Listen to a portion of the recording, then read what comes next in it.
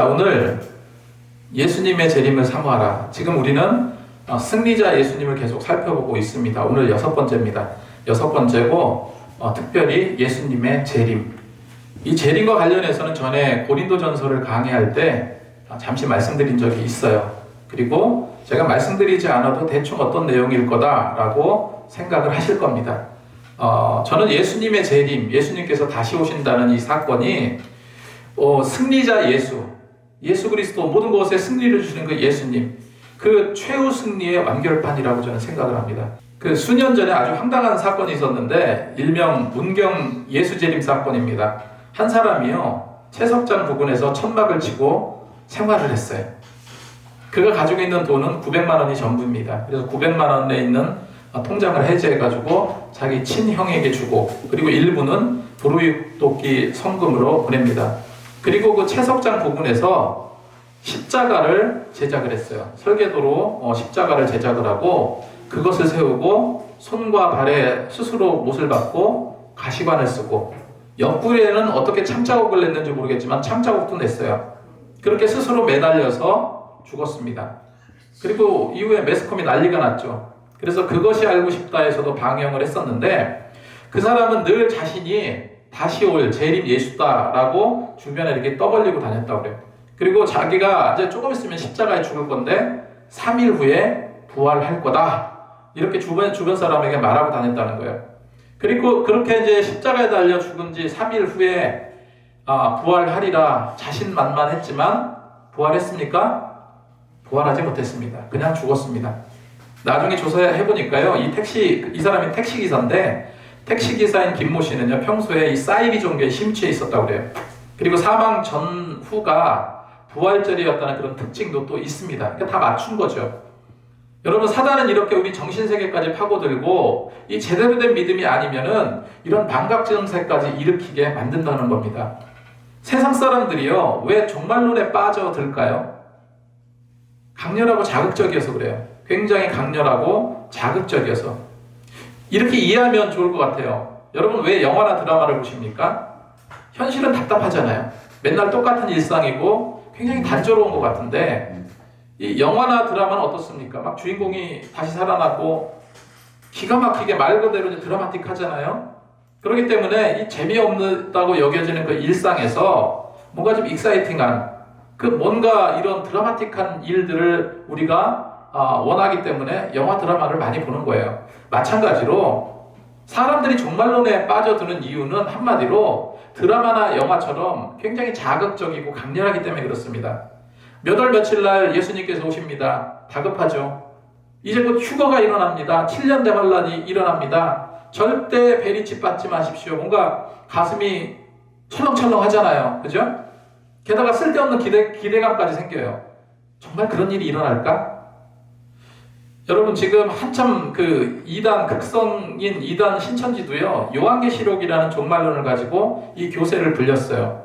안상홍 하나님의 교회 1988년 휴거된다, 이거 팻말 들고 다니면서 그렇게 사람들을 현혹해왔던 그런 그 이단이에요. 가장 잊지 못할 것이 1992년도 10월달이죠. 예수님께서 공중에 재림하신다 해가지고 그때 난리가 아니었어요. 밤 12시에 사람들이 막 흰옷을 입고요, 휴거 예배를 드리고 이런 다미성교회가 있었죠. 그리고 놀라운 것은 그게 얼마나 그때 92년도에 얼마나 이 우리나라를 설치고 다녔냐면은, 그 휴거된다는 그 시간을요 막 생중계하기 위해서 전 세계 취재진들이 막 몰려들었어요. 그리고 정말 방송사상 유례가 없었습니다. 다미성교회의 휴거 예배를요 일반 공중파에서 생방송으로 생중계하는 그런 일까지 벌어졌어요. 얼마나 그때 기억하실 겁니다. 결론은 주님이 오셨습니까? 주님은 오시지 않았고요. 휴거를 고대하던 자들은 실망하고 돌아가 버렸어요. 이후로 고소고발이 난무했습니다. 그럼에도 저는 왜 오늘 이런 말도 안 되고 탈도 많은 이 종말론을 다시 꺼내려고 하는가? 여러분, 주님의 재림이 우리 신앙의 핵심이고요, 승리자 예수의 모든 승리의 종결이기 때문에 그렇습니다. 오늘 본문의 말씀이 그런 내용이에요. 제자들이 마지막 종말에 대해서 예수님께 묻습니다. 누가복음 21장 7절 말씀에 선생이여 그러면 어느 때 이런 일이 있겠사오며 이런 일이 일어나려 할 때 무슨 징조가 있겠습니까? 그때 주님께서 뭐라고 말씀하십니까? 이르시되 미혹받지 않도록 주의하라. 많은 사람이 내 이름으로 와서 이르되 내가 그라하며 때가 가까이 왔다 하겠으나 그들을 따르지 말라 했습니다. 그들을 따르지 말라 그랬어요? 따르라고 그랬어요? 따르지 말라. 실제로 지금 어떻습니까? 자신이 재림 예수라고 하면서요 많은 사람들을 현혹하는 자가 많아요. 우리나라에 자신이 재림 예수다라고 주장하는 사람이 한 30-40명 더 많아요. 더 대표적으로 온갖 성범죄를 저지른 JMS 정명석이 대표적인 사람이고 신천지 이만이나 안상홍 하나님의 교회 천부교 박태선 통일교 문선명도 다 마찬가지입니다. 이런 이단들의 논리도 비슷해요. 어떻게 접근합니까? 마태복음 24장 9절 이하의 말씀을 보니까 그때 사람들이 너희를 환난에 넘겨주겠으며 그러니까 자기만 믿으면 이 모든 어려운 환난을 피할 수 있고 천국 갈 수 있다라고 말합니다. 그래서 우리는 정말로 이런 이단 천지의 나라가 되어버렸어요. 그리고 너희를 죽이리니 너희가 내 이름 때문에 모든 민족에게 미움을 받으리라.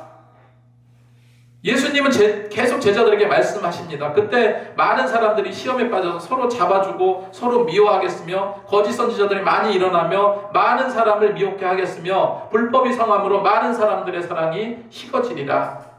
그러면은 주님께서 이렇게 말씀하셨는데 예수님은 정말 재림하시는가? 다시 오시는가? 요한복음 14장 2절 3절 말씀을 보니까 주님께서 하신 말씀입니다. 내가 너희를 위하여 처소를 예비하러 가노니 가서 너희를 위해서 처소를 예비하면 다시 오신다고 그랬습니다. 다시 주님께서 직접 하신 말씀이죠. 다시 와서 너희를 내게로 영접하여 나 있는 곳에 너희도 있게 하리라. 그리고 마태복음 24장 30절 말씀에 그때 인자의 징조가 하늘에 보이겠고 그때 땅의 모든 족속이 통곡하며 인자가 구름을 타고 능력과 큰 권능으로 오는 것을 보리라. 성경은 기록하고 있습니다. 여러분 우리가 사실 깊이 생각 안 해봐서 그렇지 예수님의 재림은요 우리의 신앙 고백이기도 해요. 우리가 늘 사도신경을 합니다. 사도신경을 할 때 하늘에 오르시어 전능하신 아버지 하나님 우편에 앉아 계시다가 저리로서 산 자와 죽은 자를 심판하러 오시리라. 맨날 우리는 이거를 신앙으로 고백하고 있습니다. 살아있는 자와 죽은 자를 심판하러 오신다. 이 고백, 예수님의 재림을 말하는 거예요. 그렇다면 주님은 왜 오십니까? 주를 믿는 우리를 위해서, 택한 자를 위해서 오신다. 성경은 말하고 있어요. 마태복음 24장 31절 말씀에 큰 나팔소리와 함께 천사들을 보내리니 저희가 그 택하신 자를, 누구를요? 택하신 자들은 주를 믿는 우리를 말합니다. 택한 자들을 하늘 이 끝에서 저 끝까지 사방에서 모으리라 했습니다. 그럼 그때 성도들과 불신자들에게 일어나는 일이 무엇이겠습니까? 우리가 사도신경으로 신앙 고백하듯이 살아있는 자와 죽은 자를 심판하는 그 심판의 주로 오신다는 거예요. 그래서 성경을 보면 예수님께서 비유로 말씀하시는 내용 중에 이런 내용들이 많잖아요. 두 명이 있는 둘 중 하나는 데려감을 당하고 하나는 버리움을 당한다. 마태복음 24장 40절 말씀 보니까 그때 두 사람이 밭을 메고 있음에 한 사람은 데려가고 한 사람은 버려둠을 당할 것이요. 두 여자가 맷돌질을 하고 있는데 한 사람은 데려가고 한 사람은 버려둠을 당할 것이다. 두 사람이 밭을 맨다는 거는요, 그 일상적인 일이에요. 두 여인네들이 맷돌질을 한다는 거, 콩국수 같은 거 해먹기 위해서 맷돌질을 하는 그런 상태를 말합니다. 그냥 일상적인 평범한 날이에요. 전혀 종말을 대비하고 있지 않는 그 어느 시점을 가리키고 있습니다. 그런 때에 주님이 오심으로 일상은 어떻게 갈라진다고요? 두 갈래로 구분된다는 거예요. 한 사람은 데려가면 돼요. 그러니까 이게 50대 50이 아니라 어떤 사람은 데려감을 당하고 어떤 사람은 어떻게 된다고요? 버려둠을 당할 것이다. 그래서 성경이 하는 말씀이 뭡니까? 이러므로 너희도 예비하고 있으라. 생각지 않은 때 인자가 오리라. 그래서 세상의 종말이 다가올수록 정말로 예수 믿는 자들이 핍박받게 되지만 하지만 성경은 뭐라고 말씀하고 있습니까? 인내하고 견디라 말하고 있어요. 그래서 이 재림이라는 단어는 헬라어로 파루시아라는 말인데 이거는 좀 대단한 분이 시차라는 걸 말해요. 방문하는 걸 말합니다. 오다, 도착하다 이런 의미를 가지고 있어요. 그래서 파레임이라는 거기서 파생된 단어인데 왕이나 주요한 인물들이 백성 가운데 나타나는 걸 말해요. 만약에 북한의 김정은이 민생 시찰 지난번에 홍수 났을 때 막 방문하고 그랬잖아요. 그렇게 시찰 갔었을 때 많은 사람들이 막 난리를 쳤잖아요. 그죠? 이런 것처럼 누가 대단한 사람이 나타나는 것을 파루시아라고 합니다. 그래서 성경에서 예수님의 재림은 그분의 영광 가운데 다시 오셔서 구속을 완성하시고 심판하시는 그런 사건을 말합니다. 그래서 신약에서는 이 파루시아가 주로 예수님의 재림을 가리키는 용어로 사용되지만요, 구약에도 이와 유사한 개념들이 있어요. 가장 중요한 게 뭔지 아십니까? 예수님께서 메시아로 오신다는 초림에 대한 예언보다 재림에 대한 예언이 무려 2배 이상 많습니다. 구약 성경에 1200회 이상 예수님께서는 다시 오심을 성경은 말하고 있어요. 그만큼 예수님의 재림을 성경이 더 강조하고 있다는 겁니다. 스가랴 14장 4절 말씀에 그날에 그 발이 예루살렘 앞 곧 동쪽 감람산에 서실 것이요. 다니엘서 7장 13절 14절 말씀에도 내가 또 밤 이상 중에 보았는데 인자 같은 이가 하늘 구름을 타고 와서 옛적부터 항상 계신 이에게 나아가 그 앞으로 인도되매 그에게 권세와 영광과 나라를 주시고 그의 나라는 멸망하지 아니할 것이라 이렇게 기록하고 있습니다. 그래서 여기서 인자 같은 이는 예수 그리스도를 상징하고 재림 시에는 그분이 영광과 권세로 이 땅을 다스릴 것을 예언하고 있는 겁니다. 대표적으로 구약에 파루시아적인 사건이 있어요. 하나님께서 시내산에 강림하신 사건인데 출애굽기 19장 16절 18절에 기록된 내용인데요. 셋째 날 아침에 우레와 번개와 빽빽한 구름이 산에 있고 시내산 연기가 자욱하니 여호와께서 불 가운데서 거기 강림하셨습니다. 그래서 이 장면은요, 구약의 파루시아적인 하나님의 임재를 상징하고 신약의 예수 그리스도의 재림을 예표하는 사건으로 볼 수 있다는 겁니다. 그래서 예수님의 재림은 인류 구원을 완성하는 굉장히 중요한 사건입니다. 그리고 예수님께서 다시 오실 때 모든 고통과 눈물이 사라지고 구원받는 자들은 하나님과 영원히 함께 할 것이라고 성경은 말하고 있습니다. 그리고 예수님의 재림을 믿지 않는 자들은 심판의 날로 성경은 말하고 있어요. 요한계시록 20장 12절 13절 말씀에 죽은 자들이 자기 행위를 따라 책들에 기록된 대로 심판을 받으리라. 여러분 믿으십니까? 그러면은 중요한 것이 이거예요. 예수님께서 재림할 때 어떤 일들이 일어나는가? 이 내용은 이 짧은 설교 시간에 할 수 있는 내용은 아닙니다. 굉장히 분량도 많고 나중에 제가 날을 잡아서 한번 제대로 말씀드리고 싶어요. 제가 예수님의 재림과 종말에 관해서는 정말로 제대로 잘 전할 수 있어요. 간단하게 정리하면 이겁니다. 마태복음 24장 30절 31절 말씀을 보니까 그때 인자의 표적이 하늘에서 보이겠고 땅의 모든 족속들이 통곡하며 그들이 인자가 구름을 타고 능력과 큰 권능으로 오는 것을 보리라. 그가 큰 나팔 소리와 함께 천사들을 보내리니 그들이 택하신 자들을 하늘 이 끝에서 저 끝까지 사방에서 모으리라 기록하고 있습니다. 그러니까 여기서 예수님께서 오시게 될 때 어떤 일들이 벌어질까? 대표적인 것이요, 죽은 자들의 부활을 말하고 있습니다. 2000년 전부터 예수를 믿어왔던 사람들이 이제 흙이 되어서 땅에 있습니다. 죽은 자들이 부활하게 될 거라고 성경은 기록하고 있고 지금처럼 살아있는 우리 영광된 모습으로 변화되리라 성경은 말하고 있어요. 그리고 고린도전서 15장 52절에 마지막 나팔에 순식간에 눈 깜짝할 사이에 변화되리니 죽은 자들이 썩지 아니할 것으로 다시 살아나고 우리도 변화되리라 기록하고 있습니다. 자, 여기까지는 우리가 이렇게 생각할 수 있습니다. 이 정도면 그렇구나 라고 생각할 수 있어요. 그런데 사실은 그 다음부터가 논란의 여지가 큽니다. 가장 논란의 여지가 큰 것이 바로 공중에서 주님을 영접한다는 대목이에요. 데살로니가전서 4장 17절 말씀에 그 후에 우리 살아남은 자들도 그들과 함께 구름 속으로 끌려 올려 공중에서 주를 영접하게 하시리라 성경은 말하고 있습니다. 공중에서 주님을 영접한다는 이 기록 난해한 부분일 수 있습니다. 그래서 사람들은 말을 만들어내는 걸 너무 좋아해요. 그래서 공중으로 끌려 올라간다 해서 끌휴 거할 거 해서 휴거라고 말을 만들었습니다. 이 휴거라는 말은 성경에 있는 말이 아니에요. 휴거의 개념은 19세기 미국에 이 세대주의 전천전설을 믿는 교파들이 주장한 내용입니다. 성경에 있는 그대로 이거를 그대로 이제 문자로 조합해서 내놓은 해석이에요. 쉽게 말해서 예수님께서 공중에 재림하시면 어떤 강제적인 힘에 의해서 우리가 슝 하고 공중으로 올라간다는 거예요. 그럼 올라가서 뭐 합니까? 그곳에서 주님과 1000년 동안 혼인잔치를 한대요. 1000년 동안 즐겁게 즐거움을 보낸다는 거죠. 그러면 이 지상은요, 이 땅은요, 환란이 일어나고 적그리스도들이 통치하고 최악의 고통을 받으면서 7년 동안 7년 대환란이 일어난다고 말합니다. 이 말씀을 근거로 좀 더 드라마틱한 요소로 가미해가지고요, 1970년대에 휴거라는 소설책이 나왔어요. 그 소설책이 나와서 센세이션을 일으킨 적이 있습니다. 이것이 이제 영화로도 만들어지고 그때 당시 그랬는데, 여러분 한번 상상해 보세요. 만약에 믿음이 좋은 분이 갑자기 공중으로 슝 하고 올라간다고 생각하니까 시공간을 초월해서 공중으로 올라간다는 얘기입니다. 그 비행기 몰던 비행기 운전사가 있어요. 그 운전을 하면서 가는데 운전 중에 휴거를 당했어. 공중으로 올라가는 거예요. 그 공간을 초월해서 공중으로 올라갑니다. 그러면 운전수가, 비행기 조종사가 공중으로 슝 올라가면 비행기 탔던 수백 명의 승객들은 어떻게 되겠습니까? 추락해서 다 죽을 거 아니에요. 그리고 버스를 몰던 기사가 휴거되면 어떻게 되겠습니까? 똑같은 일이 발생해요.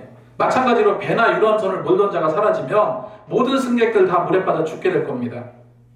그리고 이제 1살, 2살 먹은 아이를 부모님이 재워놓고 그렇게 하고 잠을 잤는데, 근데 그 부모가 갑자기 휴거가 됐어.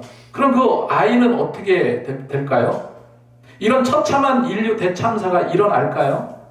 예수님은 지상에서 이렇게 참혹한 상황을 만들어 놓고 믿는 자들은 공중에 휴거돼서 거기서 즐겁게 혼인잔치를 한다. 여러분, 이걸 어떻게 생각하시냐는 거예요.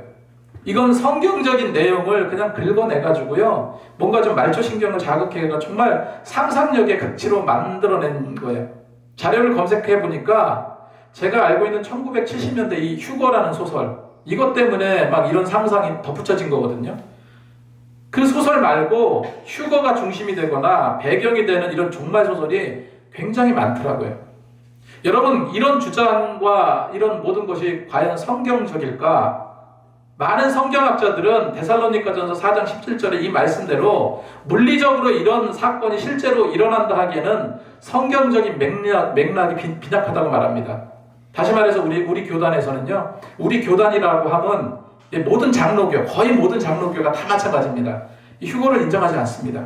거의 모든 장로들이 마찬가지고, 설령 휴거를 인정한다 하더라도 그와 같이 아까 제가 비행기 조종사가 슝하고 올라오고 이런 참혹한 일이 일어난다는 것은 넌센스예요. 그래서 바로 알지 못하면 정말로 소수의 시한부 종말론자들이 그 논리에 빠져들게 된다는 겁니다.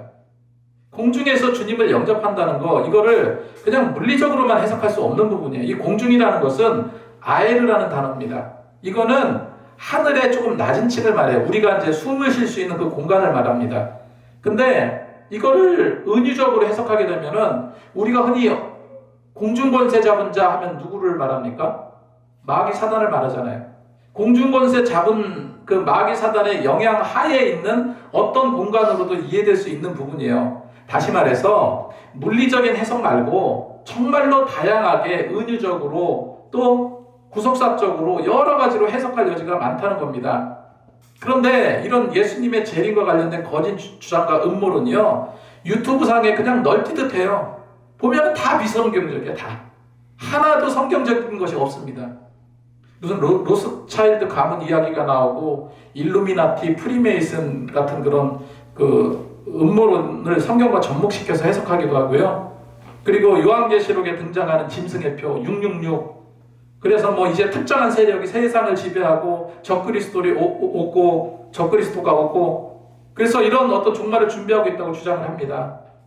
최근까지도 세대주의적 종말론자들은요, 666표를 받지 말라고 말해요. 그리고 최근까지 베리칩을 받지 말라고 말합니다. 글로벌 정부가 등장해서 재림의 징조를 왜곡하고 사람들에게 공포심을 조장하고 있어요. 제가 고등학교 다닐 때요, 오늘은 조금 이 부분을 그냥 좀 알아야 되는 부분이기 때문에 좀 잘 들어주셨으면 좋겠습니다. 요한계시록 13장에 오른손이나 이마에 표를 받지 말라고 하고 있죠. 예전에는 제가 고등학교 다닐 때는요, 전도지를 받으면 그런 게 있었어요. 뭐 바코드를 받지 말라, 오른손이나 이마에 표를 받지 말라. 실제로 90년대 초반으로 제가 기억하고 있는데, 롯데월드가 이제 개장하고 얼마 남지 않은 때거든요. 그때는 실제로 사람이 입장할 때요, 실제로 손에 바코드를 찍어줬어요. 그런 때가 있었습니다. 지금은 무슨 종이밴드 같은 거로 이렇게 주는데, 놀이기구를 타러 가건 뭐하건 이런 거를 이제 그때 이제 찍어줬어요. 그러니까 이거를 이제 잘못 사람들이 오해해가지고 이거 무슨 사탄의 표다, 이거 받으면 큰일 난다, 그러면서 받지 말라고 막 그렇게 그랬던 사람들이 당시에도 많았습니다. 여러분, 최근까지만 해도 시한부 종말론자들이요, 베리칩을 받지 말라고 막 그랬어요. 이 베리칩은 쌀 한 톨만한 거거든요. 이거를 몸에 주입해가지고 그게 이제 그 사람의 건강 상태를 체크하고 계산하는 의학용으로 개발된 거예요. 그런데 지금 그런 얘기가 싹 들어갔습니다. 왜 그렇겠습니까? 굳이 지금은 쌀 한 톨만한 그 칩을 몸속에 넣을 필요도 없습니다. 그냥 주사 한 방만 맞으면요, 그 사람의 모든 정보, 모든 것을 파악할 수 있는 기술이 이미 개발됐어요. 그 매스컴을 통해서 들으셨겠지만 중국 같은 경우는 이 안면 인식 기술이 굉장히 발달했잖아요. 모든 사람을 통제하고 지금 파악합니다. 실제로 그 유튜브에서 나온 거 보면은 신호등을 사람이 건너는데 빨간불에 건넜어요. 파란불에 건너지 않고 빨간불에 건넜어. 빨간불에 건너니까 감시 카메라가 안면 인식을 체크해가지고 그게 그대로 대형 전광판에 떠요. 그 사람의 신상 정보가 다 나옵니다. 처음에는 그 중국 사람들이 굉장히 그게 이제 낯뜨거워서 그러지를 못했는데, 지금은 그렇게 하던 말든 신경도 안 쓴대요.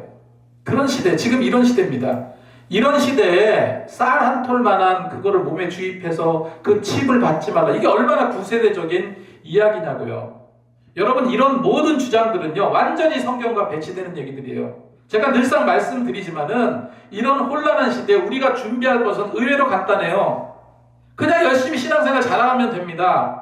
예배 출석 잘하고요, 이웃에게 사랑과 봉사로 섬기고 내가 다니는 직장, 가정에서 전과 다름없이 열심히 사는 거, 이게 정말로 제대로 재림을 준비하는 신앙생활이라는 겁니다.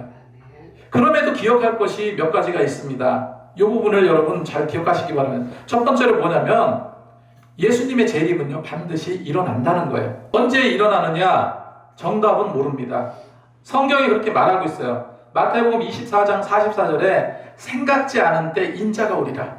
생각지 않은 때. 하지만 성경의 기록대로 어떤 시대적인 징조로 예수님의 재림이 임박했음을 조금은 예측할 수는 있어요.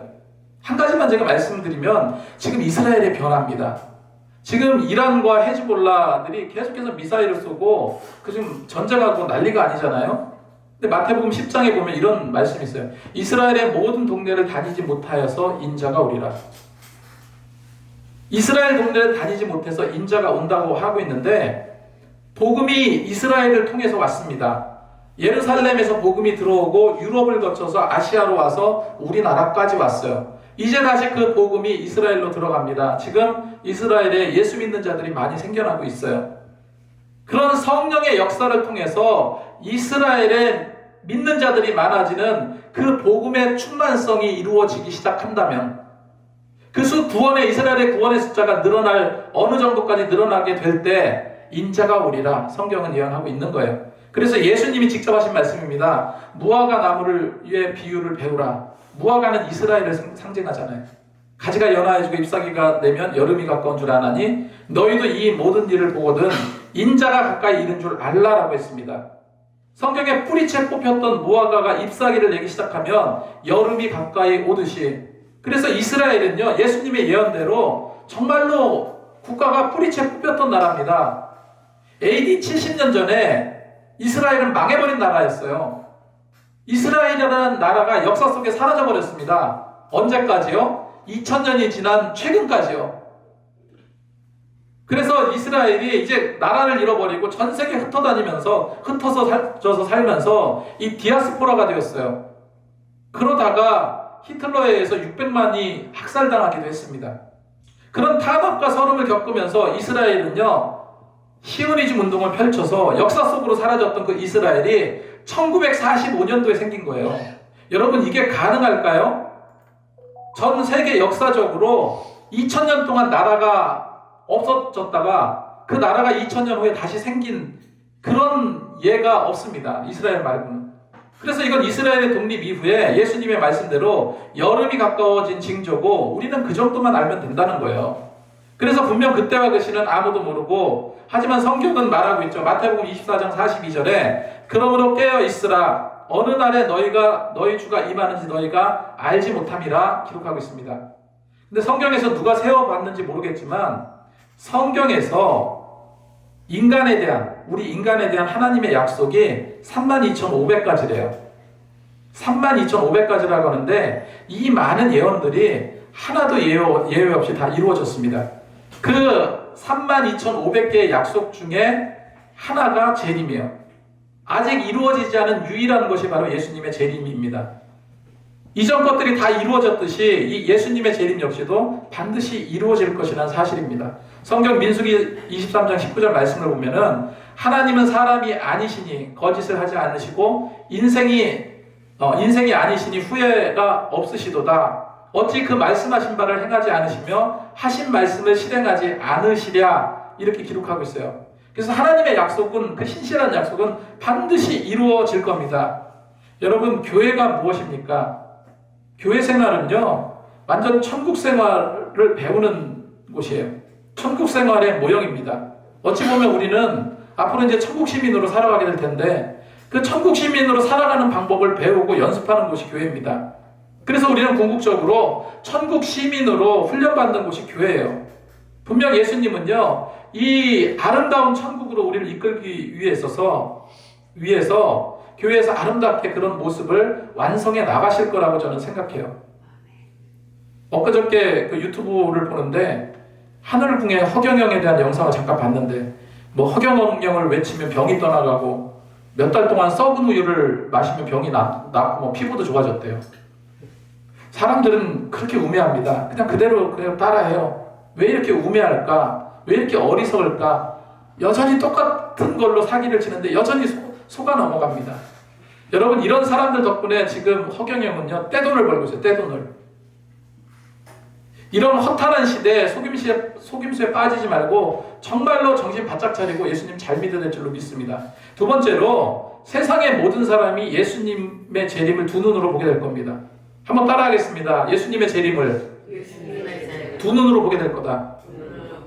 예수님의 재림은 인간의 지혜와 판단으로 도저히 예기치 못한 그 시점에 갑자기 이루어진다고 성경은 말하고 있거든요. 그래서 성경은 뭐라고 말하면 생각지 않은 때, 평안하다고 할 때, 안전하다고 할 그때 호련히 임한다라고 성경은 말하고 있습니다. 그리고 예수님께서 재림하시는 장면을 우리가 가시적인 두 눈으로 보게 될 것을 성경은 말하고 있어요. 그래서 사도행전 1장 11절 말씀을 보면 예수님께서 승천하실 때 그 하늘을 쳐다보는 제자들이 자세히 하늘을 쳐다보고 있는데 천사들이 뭐라고 말합니까? 갈릴리 사람아, 어찌하여 서서 하늘을 쳐다보느냐? 너희 가운데 하늘로 올리우신 이 예수는 하늘로 가심을 본 그대로 오시리라. 뭐라고요? 하늘로 가심을 본 그대로, 지금 보고 있는 그대로 오시리라. 요한계시록 1장 7절 말씀에 보라, 그가 구름 타고 오시리라. 각 사람의 눈이 그를 볼 터이요. 그러니까 각 사람이 가시적인, 육체적인 눈으로 보게 될 거다.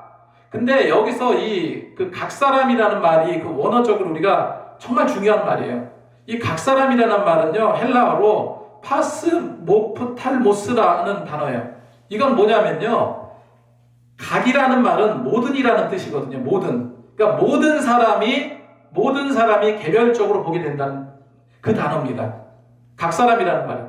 그러니까 각 사람이 뭉쳐져 있는 모든 사람이 아니라 각각의 개별적인 사람들이 모두 보게 될 것이다.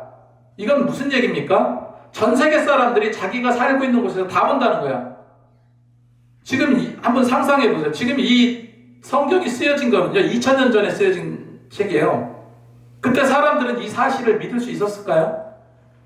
그 모든 사람들이 다 눈으로 재림의 광경을 보게 될 것이라고 기록하고 있는데 2000년 전에 어떻게 가시적인 눈으로 불과 한 1km 정도 되는 것도 이 눈으로 안 보이는데 저 지구 끝에서 어떻게 예수님의 재림의 광경을 지켜보게 될 것이다, 이렇게 표현할 수 있었을까요?